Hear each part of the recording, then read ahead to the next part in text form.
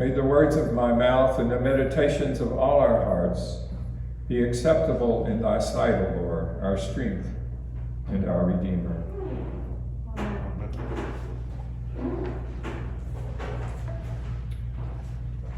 I don't know when that little phrase that's often used at the beginning of a sermon, I don't know when it's ever meant more to me, really, than today. Let me just begin with a quote from Evelyn Underhill. I thank Becky Denton for sending this to me. Every event, situation, joy, or contradiction can be so dealt with that it strengthens either the rule of charity with the soul or the rule of self-love. All depends on whether attention is focused on the great purposes of God or our own will and small purposes.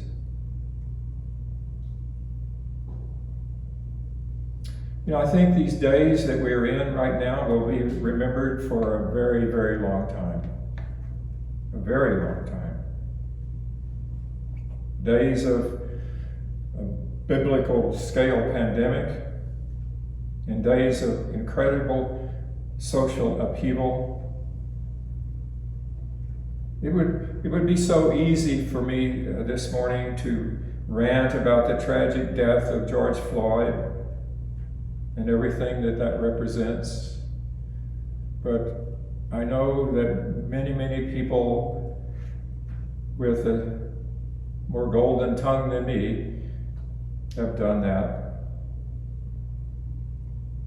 So I thought this morning maybe I would just kind of go over, as I have in my own mind for this last week. You know, Jesus told those disciples that when they went, they didn't have to worry about what to say and that would be given to them. That's not working for me. So I have spent a whole week wondering what I could say today. But history, it seems to me, is more complicated than a single date or a single event. I wonder, how did we ever come to this place? Slavery in this country, you know, has arrived with the early arrival of the European explorers from North America. But how in God's name did we ever come to this place in our country's history? It's a long story, and most of you know it. It's marked really by an event in late August of 1619, 17th century. The ship White Lion, an English privateer commanded by Captain John Jope, sailed into Port Comfort in Virginia and dropped anchor in the James River. Virginia colonist John Rolfe documented the arrival of the ship and, quote, 20-odd Africans on board. His journal entry is immortalized in textbooks, with 1619 often used as a reference point for the teaching of origins of slavery in America. But as I said, history is more complicated than a single date. Slavery in this country arrived with the early arrival of the European explorers long before that day, in North and South America alike. The first African slaves may have arrived in the colonies much earlier than those 20 aboard the White Lion. The idea, I think, that one has to have in order to own another human being as a slave, be able to buy and sell, flog and kill, or whatever, has to regard that person as something less than human. This is the view, you know, that one must take to enslave and hold as chattel another human being, and it's also the view that the European invaders took toward the indigenous people of this land as they perpetrated their genocide on them. I've become fascinated, and oftentimes I've been fascinated with that phrase in our Constitution declaring something I believe to be true, that all men were created equal. I quote. But I just wondered how those founders could write that in the Constitution. Many of them, Jefferson himself, being a slaveholder, how could he write that? So I did a little study, and what I found kind of made some sense. What Jefferson was writing about was his idea of created equal had to do with the system of hereditary aristocracy that actually came with them from England, where some individuals were born as lords, became kings, and others were just ordinary people. So his intent in putting that at least in one historian's view, his intent in putting that in the Constitution was to speak against that tradition, that practice, that all were created equal. I don't think he ever gave a thought to those human beings that were his slaves. Nevertheless, that phrase in the Constitution has been sort of reinterpreted to stand for one of the fundamental tenets of Judeo-Christian faith and most of the world's great religions, that all men and women are created equal. If there's anything to be learned from the teachings of Jesus Christ, it is that all men and women are created equal. And I never pass up an opportunity to say from this pulpit that we are all the same.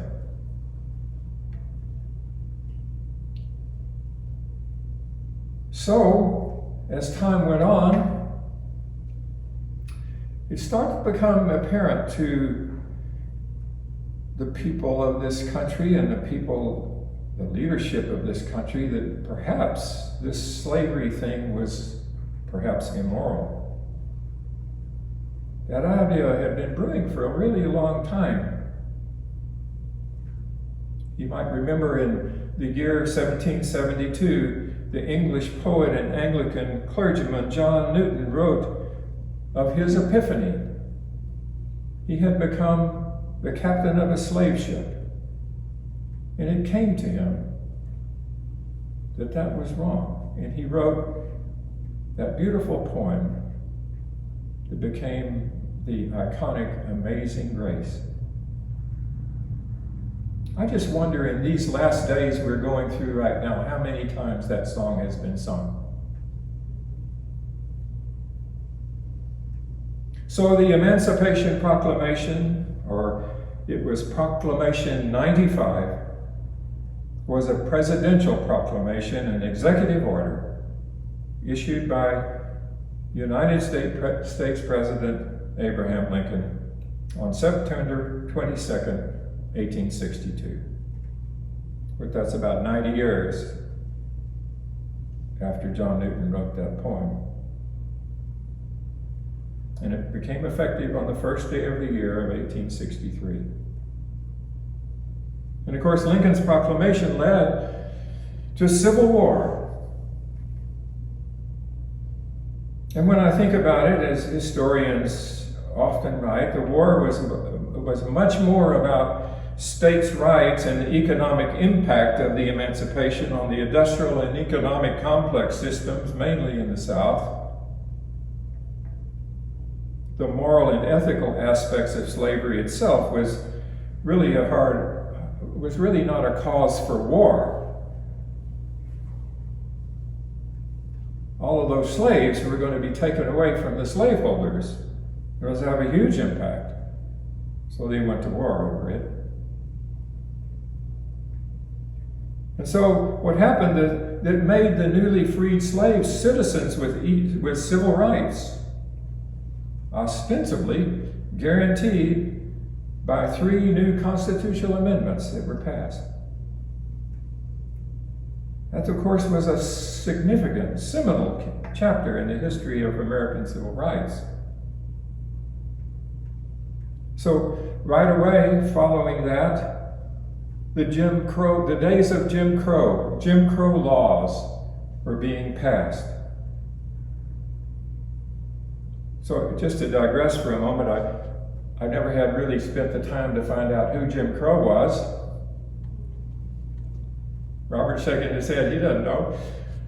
Well, Jim Crow was a caricature, was created by an actor, a very popular actor, Thomas Rice. And it was a racist depiction of African Americans and their culture. So there was no Jim Crow, except the caricature that he created was Jim Crow.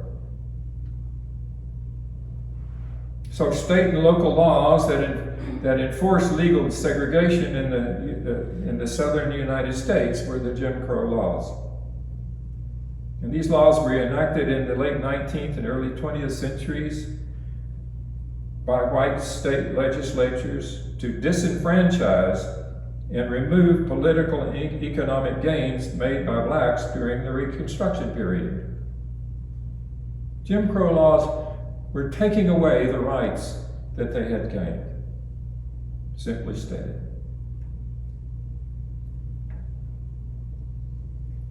I was born in 1940.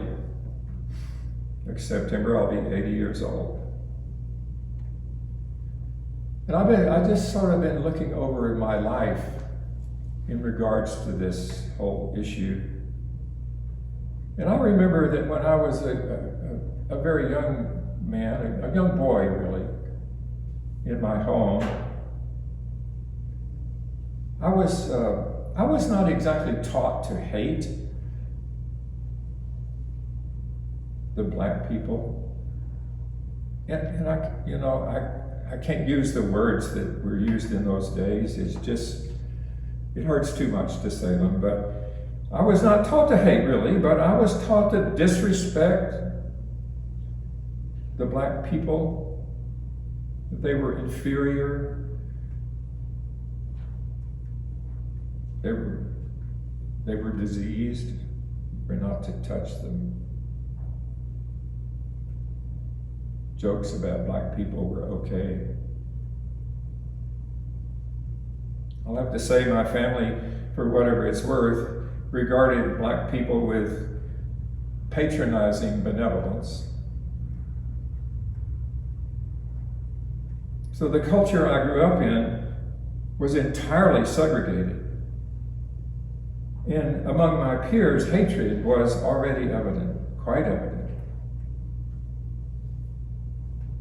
All the while, in the homes of the descendants of the slaves, their children were being taught that the white people were to be feared and not trusted and hated, and hatred did arise in them too.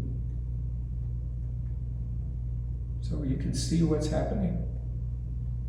In those days, racism was not really even a concept that was discussed, and segregation was the law of the land. So comes the 1960s, and it becomes evident to more and more people that this was immoral and wrong.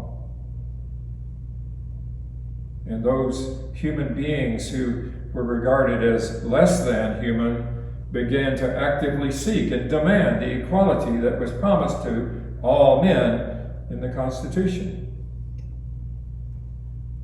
And finally, the Civil Rights Acts of 1964 and 1968, started by John Kennedy and carried on by Lyndon Johnson, a Texan.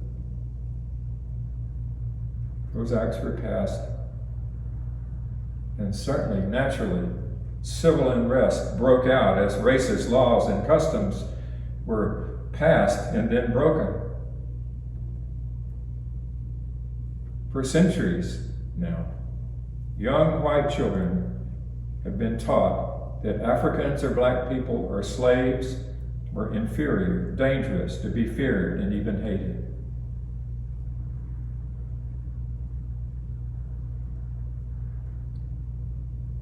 Early on, this was generally understood to be true by everyone. And somehow, for hundreds of years, that has been taught to the children. Hundreds of years later, we're still suffering from the consequences of that fatal doctrine of hate.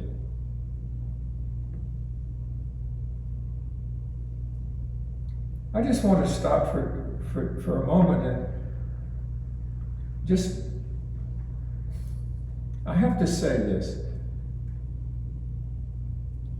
White supremacy as a doctrine is antithetical to every teaching of Jesus Christ and every religion of the world and everything I hold to be true. It's just wrong. And to go along with that, in our country, white nationalism is just as wrong. It's not right. It must be rejected.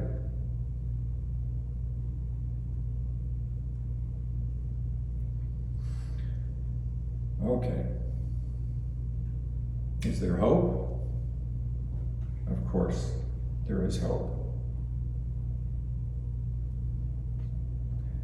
You know, so often music and poetry and art speak louder than just mere rhetoric, speak louder than I can speak. Now, I'll just point to the first one that comes to mind is Leonard Bernstein and Stephen Sondheim created the multi-award winning play and movie West Side Story. The Sharks, they're the Puerto Ricans, the foreigners, and the Jets, the white guys. They hated one another. It sort of has escalated to the point where neither side could coexist with any form of understanding. They were street gangs in New York City. So Tony, a former member of the Jets and best friend of the gang's leader, whose name was Riff, falls in love with Maria, the sister of Bernardo. He's the leader of the Sharks. So you could see where that was going. But in the end, it's their love and the death of Tony that brings them all together. Then, only a year later, Richard Rodgers and Oscar Hammerstein puts on the stage South Pacific.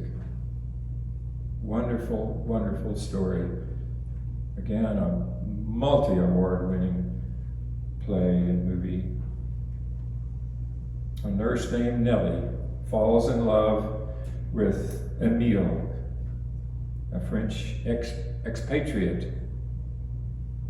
But Nellie has a lot of trouble accepting his two mixed-race children. And then there's a secondary romance in that story between a U.S. Marine lieutenant and a young Tonkinese woman. Lieutenant Cable explores his fears of the social consequences should he marry his Asian sweetheart. And again, in the end, of course, love prevails, and the prejudice is wiped away and forgotten. Oscar Hammerstein gives us this beautiful and poignant, powerful poem that is so true. You've got to be taught to hate and fear You've got to be taught from year to year. It's got to be drummed into your dear little ear. You've got to be carefully taught. You've got to be taught to be afraid of people whose eyes are oddly made, and people whose skin is a different shade. You've got to be carefully taught. You've got to be taught before it's too late, before you're 6 or 7 or 8, to hate all the people your relatives hate. You've got to be carefully taught.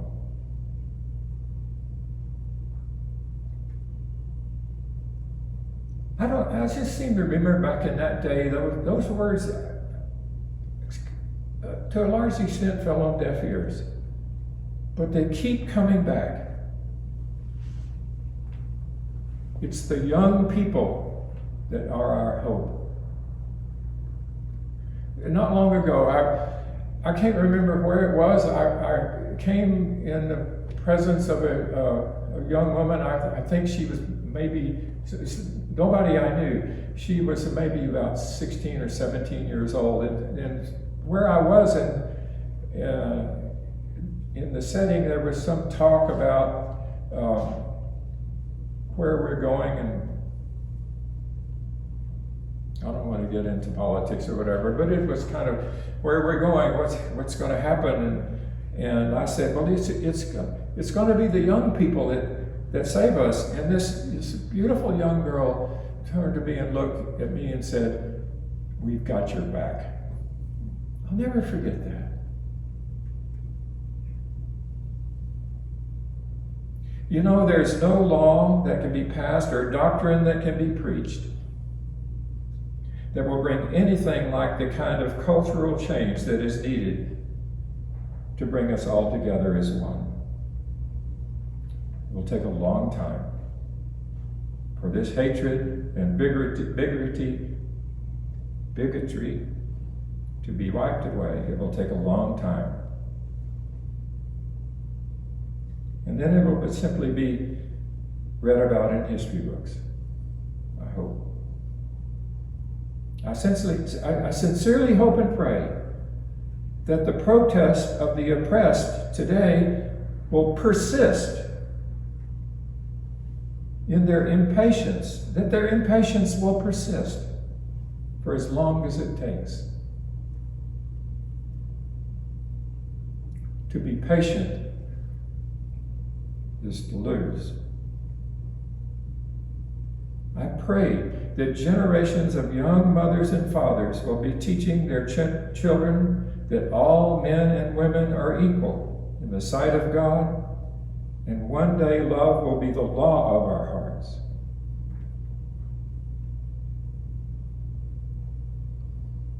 I have a couple of little quotes for you here. Nancy Jenkins sent this quote from Nelson Mandela.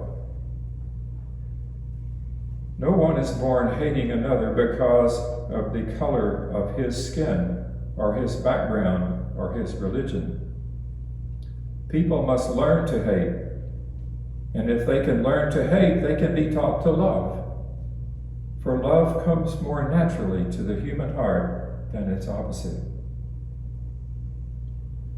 Nelson Mandela.